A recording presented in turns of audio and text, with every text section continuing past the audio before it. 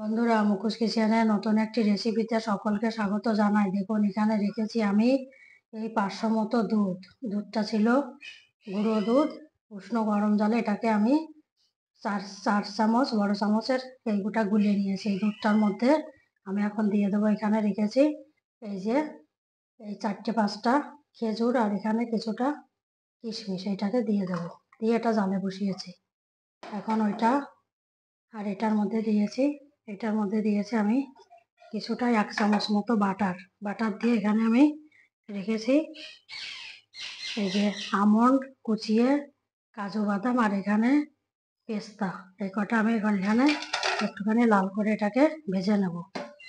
ভেজে নিয়ে আমি এই যে জিনিসটা তৈরি করছি, একটা মিষ্টির পদ। খুব খাওয়ার ইচ্ছা হলো। সবাই তো নানা রকম চপ টপ বানিয়ে দেখাচ্ছে, আর আমি ভাবলাম দেখি একটু বৃষ্টিটা হচ্ছে, একটু বৃষ্টির দিনে একটা মিষ্টি রেসিপি করে দেখাই। আজকের আমি এটা বানাবো ভাজি ক্ষীর সিমাই বানিয়ে দেখাবো। ভাজি সিমাইটাকে ঘরে আনা ছিল, সেইটাকে আমি ক্ষীর সিমাই বানিয়ে দেখাবো। এই ভাজিটা হয়ে গেছে। এখন এই ভাজিটাকে আমি এটাকে তুলে নেব। এটা বানানোর, একটা ক্ষীর সিমাইটা বানানোর সঠিক নিয়ম হচ্ছে এটা। এখানে একটুখানি বাটার দিয়েছিলাম। বাটার দিয়ে এটাকে ভাজি হয়ে গেছে। আঁচটা ফ্লেমটা কম করে দিয়ে এটাকে ভাজতে হবে, তা নাহলে কিন্তু জিনিসটা পুড়ে যাবে। এখন আমি দিয়ে দেবো এখানে এই কম পরিমাণে নিয়েছি, এতটা ভাজি সেমাই দিয়ে দেবো। ওটা দিয়ে আমি আবার এটাকে একটুখানি এই বাটারের মধ্যে এটাকে একটুখানি ভেজে নেবো। এটা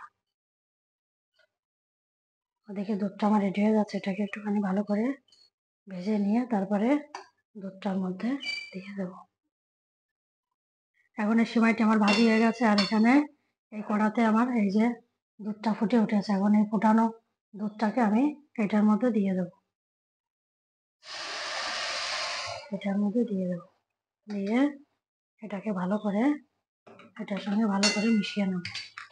মিশানোর পরে তারপরে আমি ওর মধ্যে দিয়ে দেবো ভেজে রাখা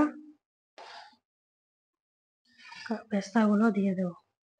এটা একটু ফুটিয়ে উঠলে তারপরে দেবো ওটা। এখন এটি ফুটে উঠেছে, এর মধ্যে আমি দিয়ে দেবো পরিমাণ মতো এখানে লবণ দিয়ে দেবো, আর এখানে দিয়ে দেবো চিনি দিয়ে দেবো। আমি একটু চিনি কম খাই, চিনিটা একটুখানি তাই কম দিই। আপনারা যেরকম খাবেন চিনিটা সেই রকম দিয়ে নেবেন। এইভাবে 4 চামচ চিনি আমি এখানে দিয়ে দেবো। এটাতে মিষ্টি হয়ে যাবে। আর এখানে দিয়ে এবার এটাকে আমি ভালো করে এটাকে নাড়িয়ে নেব। আমার এই ক্ষীর সিমাইটি রেডি হয়ে গেছে। এখন এর মধ্যে এই ভেজে রাখা পেস্তা আমন্ডগুলোকে কিছুটা দিয়ে দেবো, আর কিছুটা গার্নিশিং এর জন্য রেখে দেবো। ওটাকে দিয়ে এবার আমি এখানে রেখেছি আমি 5টা এলাচ থেতো করে, আর রেখেছি এখানে এই তেজপাতাটা। এখন এটাকে আমি নিয়ে এটা এর মধ্যে দিয়ে দেবো। এর মধ্যে দিয়ে দিলাম। দিয়ে এবার এটাকে একটুখানি নাড়িয়ে নেব। নাড়িয়ে নিলেই আমার তৈরি হয়ে গেল ক্ষীর সিমাইটা। তো স্বাদ লাগবে না বন্ধুরা? খেতে খুব ভালো লাগবে। এরকমভাবে বানিয়ে খাবেন। এবার এটাকে আমি এখন নামিয়ে রেখে দেবো।